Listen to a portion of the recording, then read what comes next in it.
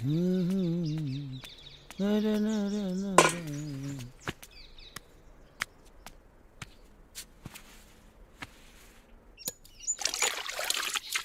ठंडे ठंडे पानी से नहाना चाहिए। अखजुआ ठोके चाहे होके ना हगुआना चाहिए, हगुआना चाहिए।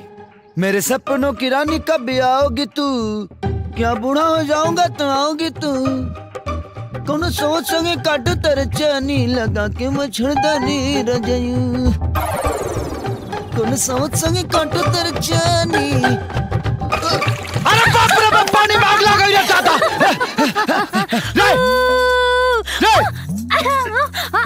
आवा आवा आवा, अरे आवा ना। रे बनरी, तोरा कहता ना कि बेटा तामरा के उसी के खल जाता रे। तेरा माई के मौसी कभी रे। जीजा जी बचाइए हमरा। रे तारी कहां से पीछे पड़ गई बाप रे। अरे जीजा जी बचाई ना हमरा के। जीजा जी रुको मर दे। अरे हमरा देहिया पकड़े पनिया डाल के कैला बिया नतीजा है जीजा। चुप रह मर दे।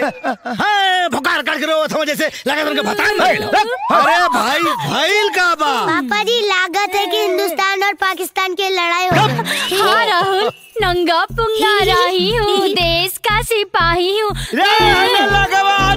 बात रख जय हिंद जय भारत कह देता नहीं। अरे जा जा, खाली छुच्छे फायरिंग करेला। अच्छा तो ढेर गोली खा के मान करता।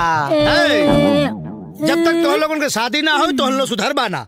हाँ ये नाते भाई तोहन लोगन के शादी कर दे बहुत जरूरी बा। हाँ? जब तक तोहरे लायक बढ़िया खूबसूरत औरत ना मिल जाई और राधा लायक मामा राधा के छोड़ा और अपने इज्जत पे ध्यान दो।